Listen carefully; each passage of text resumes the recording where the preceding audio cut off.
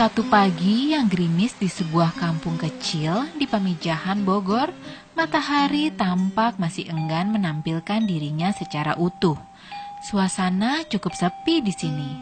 Seperti juga di kampung Cipatat ini, tempat sebuah madrasah ibtidaiyah bernama Al-Bayan sedang dibangun.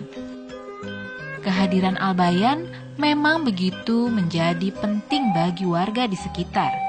Ibarat oase yang mampu menghilangkan dahaga akan pendidikan, terutama bagi mereka kaum duafa. Dan orang yang paling berbahagia dengan berdirinya sekolah ini tentu saja seorang Fatimah Khotib atau akrab disapa Ginda. Ginda adalah muslimah asal kampung Cipatat yang saat ini menjadi buruh migran di Hong Kong.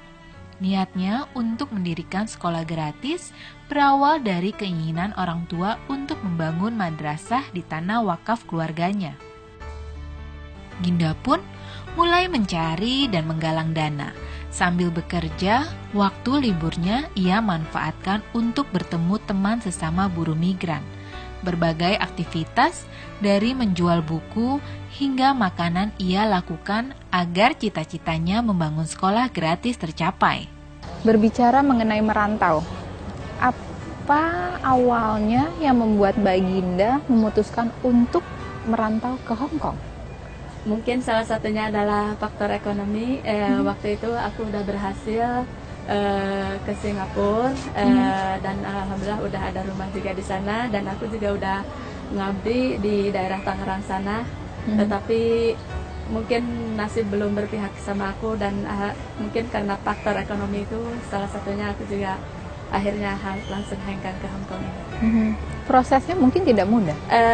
Ya alhamdulillah karena aku udah di PT itu tidak lama, mungkin kurang lebih di PT-nya fullnya mungkin cuma 1 bulan. Itu pun sempat balik dulu ke rumah. Setelah itu aku tidak ada pendidikan apapun. Tapi waktu itu sama aja. Jadi kami ini dipotong 21.000 selama 7 bulan. 3.000. Atau memang ada punya mimpi, punya impian? Tidak muluk-muluk ya. Aku juga nggak tahu mau seperti ini. Tapi emang bagi aku yang penting aku bisa hidup aja, udah bagi aku itu aja. Dan pada waktu itu juga ingin menghidupi keluarga. Menghidupi keluarga, ya salah satunya itu juga. Dan untuk membayar cicilan rumah juga. Tapi alhamdulillah di tahun 2009 itu udah lunas ya. Alhamdulillah cita-citaku terkabul. Tentu saja pergi ke luar negeri, bahkan untuk bekerja sekalipun butuh ketetapan hati. Meninggalkan kampung, keluarga, dan tentu saja si buah hati. Kadang hati Ginda merasa hancur ketika mengingatnya. Dulu kan waktu perjalanan ke Singapura tidak terlalu jauh dibandingkan perjalanan ke Hong Kong. Meninggalkan keluarga, meninggalkan orang tua. Rasanya gimana sih Mbak? Apalagi sebagai seorang anak dan seorang luar ibu. biasa sekali. Kalau dibilang sakit ya, jauh dari anak itu. Makanya setiap kali anak pikir gimana sih Mbak, kangen luar biasa itu. Yang namanya jauh dari anak luar biasa sakitnya. Tapi karena keadaan yang membuat aku harus pergi dari rumah dan tidak patut aku katakan di sini mungkin ya, itu biarlah itu jadi rahasia aku, dan itu yang menjadi penyemangat aku. Jangan sampai anak-anak aku itu bisa mengalami hal seperti aku.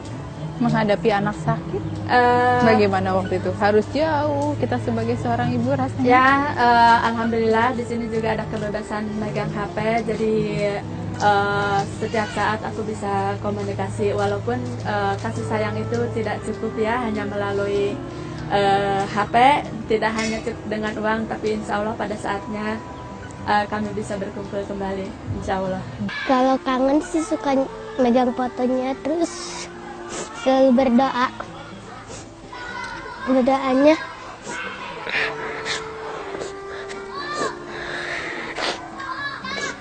supaya cepat pulang biar bisa kumpul. Ginda, air matamu adalah doa untuk ibumu.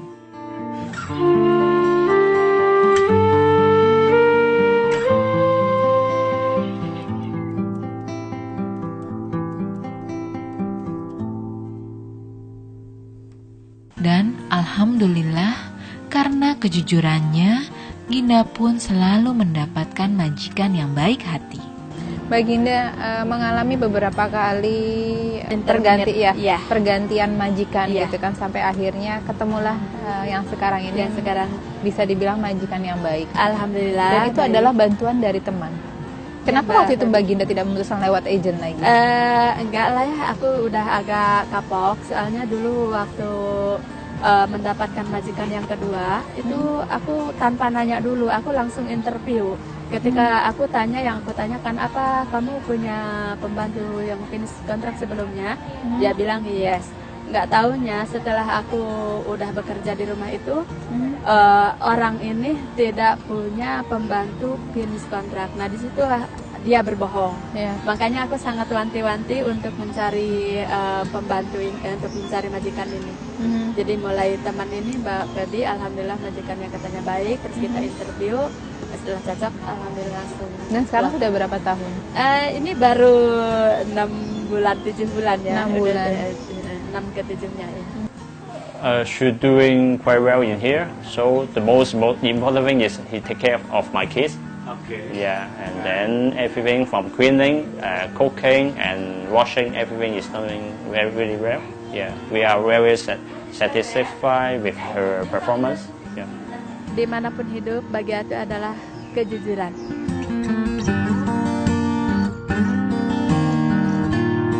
Dulu sewaktu di Singapura itu adalah majikan yang terjahat katanya, karena emang tidak ada pembantu yang bisa finish kontrak. Tapi alhamdulillah di situ dengan kejujuran aku, walaupun dengan air mata ya setiap saat, kadang itu orang marah-marahnya terus, alhamdulillah aku bisa sampai 5 tahun. Bahkan waktu itu aku tantang sama majikanku, sampai sekarang ada komunikasi juga, kita ada Facebook ya, alhamdulillah. Itu kamu nambah di sini 2 tahun 5 tahun, aku bonus 10.000 Singapura dolar, tapi aku tolak karena waktu itu udah tidak diizinkan lagi. Dan udah katanya menambah 2 tahun aja deh, alhamdulillah nggak apa-apa, nanti aku pasti bonus. Aku tetap nolak, tidak mau. Dan luar biasa sekali, sampai anaknya itu tidak malu-malu manggil aku itu sebelum pulang, dia nangis-nangis meluk-meluk aku, you are his second mother. Oh ya? Ya, karena emang ibunya ini adalah termasuk bisnis properti, jadi dia tidak ada waktu sama sekali untuk anak. Jadi pagi berangkat, pulang malam.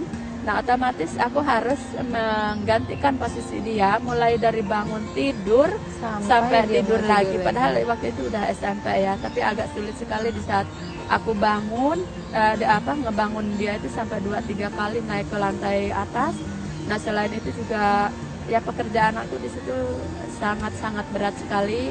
Selain orangnya ada 10 orang, juga ada 4 mobil dan rumahnya 3 tingkat banglong.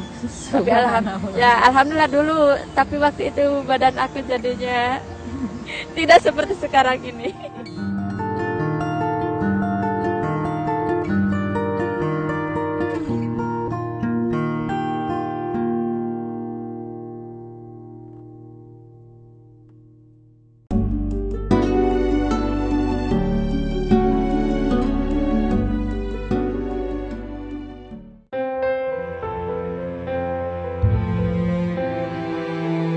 Dalam perjalanannya, kehidupan tidaklah selalu mulus.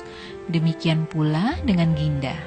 Berpisah dengan sang suami adalah kenyataan yang harus dihadapinya saat itu. Mbak Ginda tentunya tidak mudah ya menjadi seorang ibu yang harus membesarkan 2 orang putri. Ya. Di sini aku tidak hanya berperan sebagai ibu, tapi juga aku harus berperan sebagai bapak. Alhamdulillah, jadi dua-duanya ya.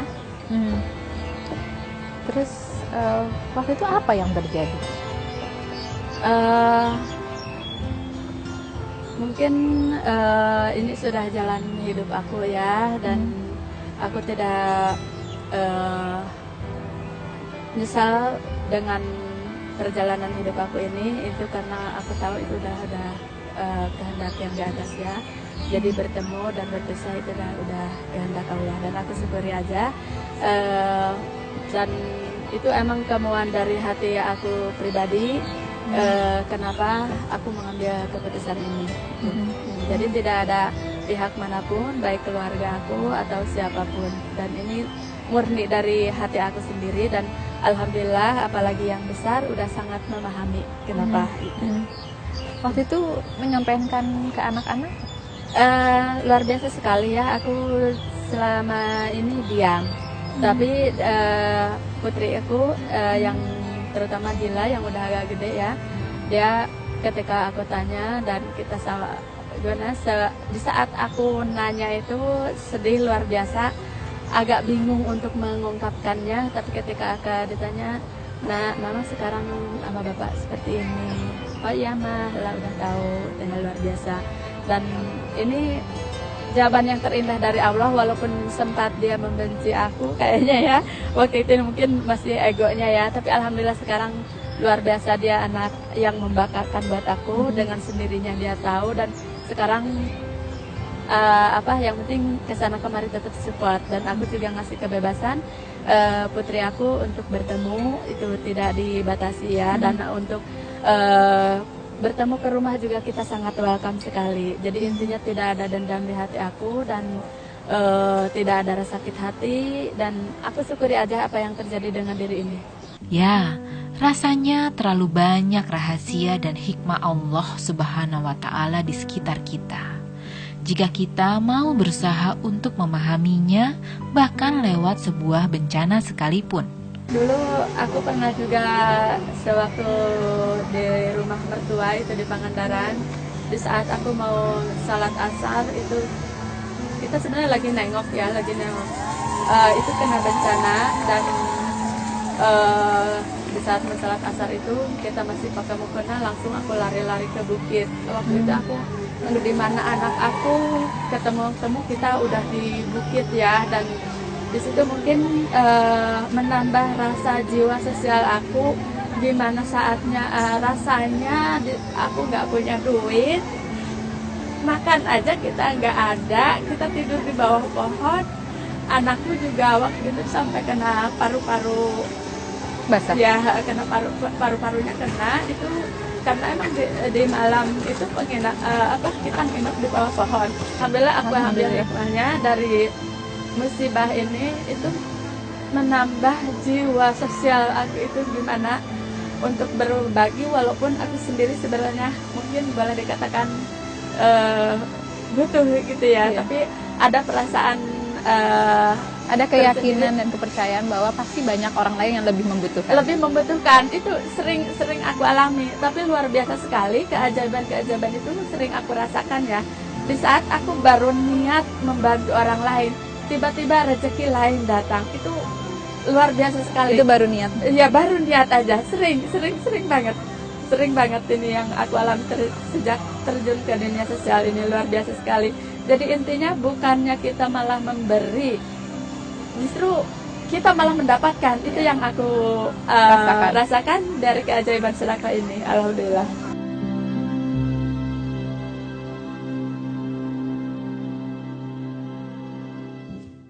Berbagi ilmu, berbagi kesempatan dengan sesama untuk bersekolah, asa inilah yang terus tumbuh dan membara dalam diri Ginda.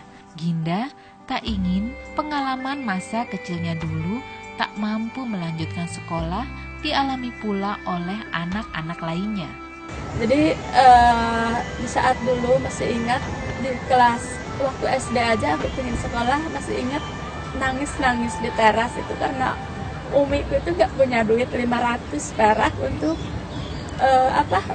uang masuk sekolah gitu kan ya. Terus di saat aku lulus SD, aku juga waktu itu 6 tertinggi. Terus aku kepingin sekali mewujudkan cita-cita aku itu menjadi guru ya. Aku ingin sekolah setinggi mungkin. Itu pun sampai nangis dulu, baru sama bapak dimasukin. Itu juga dengan perkenalan dengan salah satu temannya, alhamdulillah aku bisa masuk sanawiyah.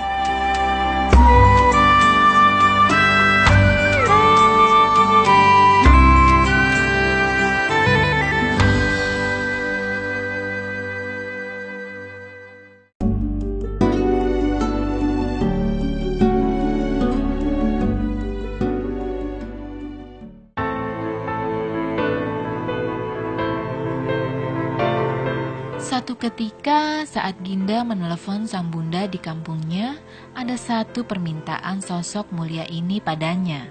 Memintanya untuk bersodakoh untuk pendirian sebuah madrasah. Inilah awal Ginda terbesik hatinya untuk mendirikan sebuah madrasah yang kemudian dinamakannya Madrasah Al-Bayan atau Penerang.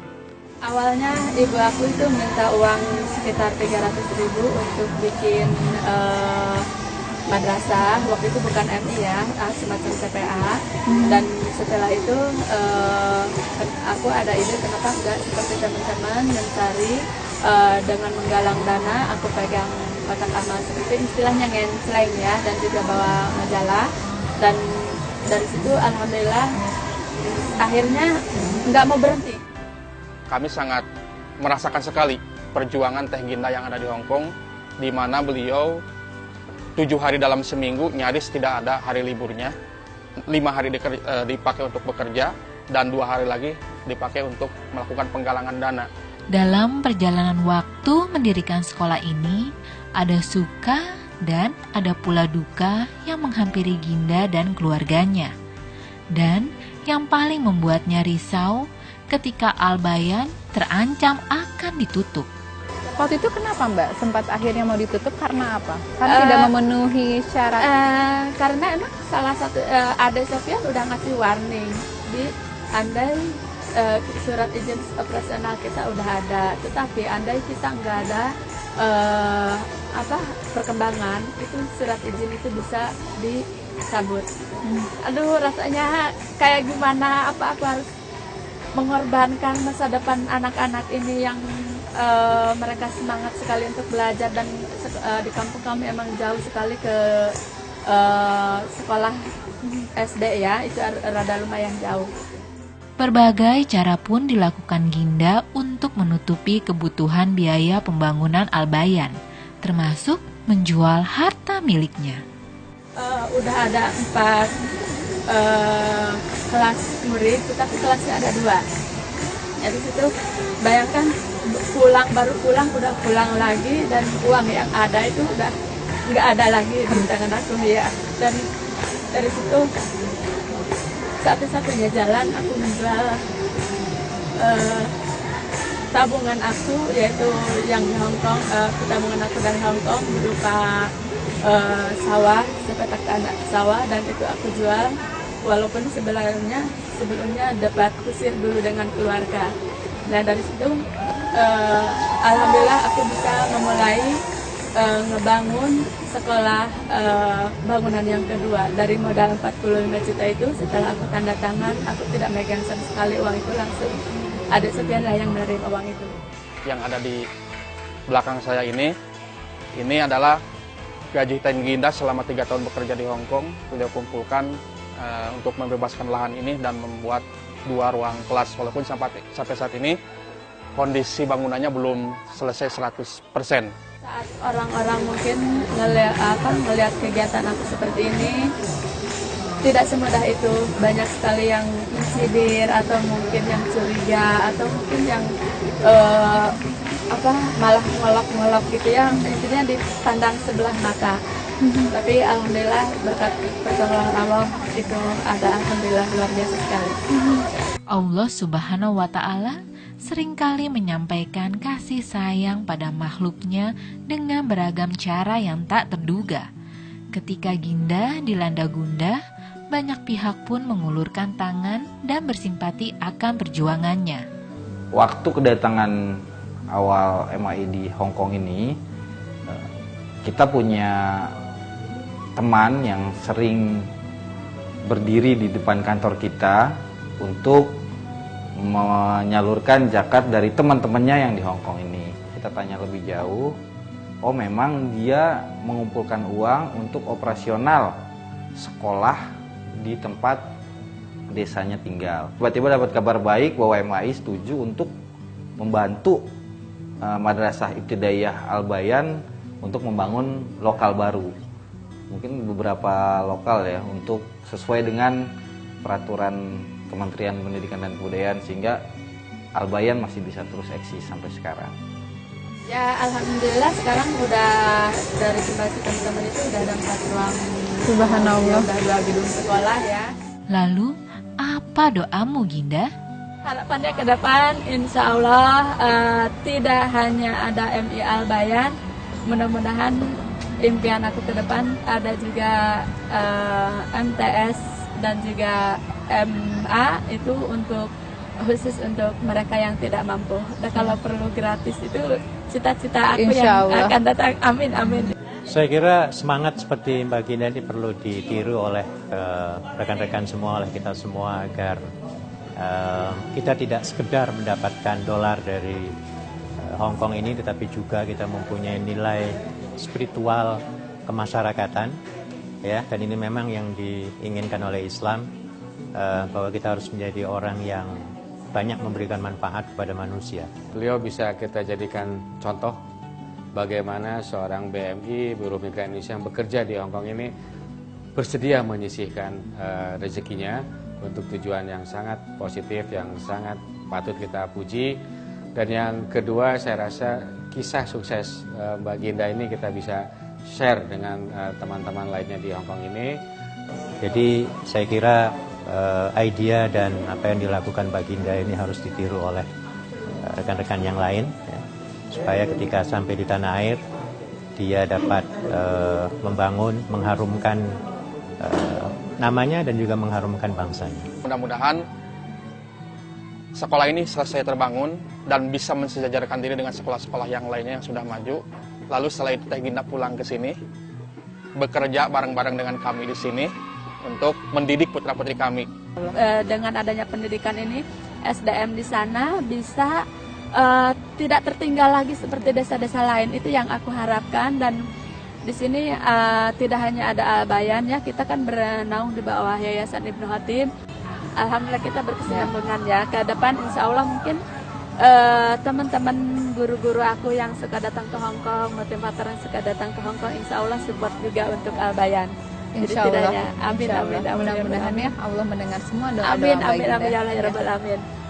Tapi sekarang aku harus pamit. Sebelum pamit, Mbak Ginda juga mau ada acara sebagai pembicara ya? Iya, ini insya Allah Itu kita jadi udah salah satu ditunggu. kegiatan juga? Ya, ini salah satu dari kegiatan Lembaga Zakat dari Indonesia. Alhamdulillah aku dipercaya untuk sharing itu insya Allah nanti kita bisa ke sana.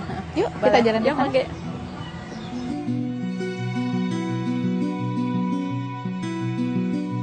Alhamdulillah, di tengah zaman yang begitu mengagungkan materi dan ego seperti sekarang ini, aku dipertemukan Allah dengan sosok yang sangat ikhlas seperti Ginda. Berbagi ilmu, berbagi rezeki, semoga apa yang dicita-citakannya dapat ia capai. Dan aku akan dengan bahagia menulis kisahnya dalam buku harianku. Amin.